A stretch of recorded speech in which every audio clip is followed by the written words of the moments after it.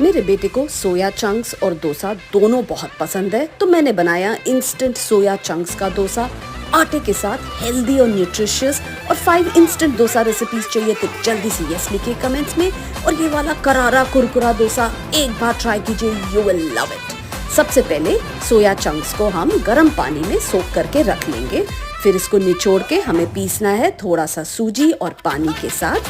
फिर इस बैटर को एक बोल में डाल के हम ऐड करेंगे आटा, अच्छी तरह मिला लेंगे, मिक्स मिक्स मिक्स। फिर इसमें ऐड करेंगे कटा हुआ प्याज, थोड़ा सा अदरक, क्रश्ड पेपरकॉर्न्स, जीरा, थोड़ा कटा हुआ curry leaves, green chillies, chilli flakes, थोड़ा सा नमक, धनिया, खूब सारा पानी।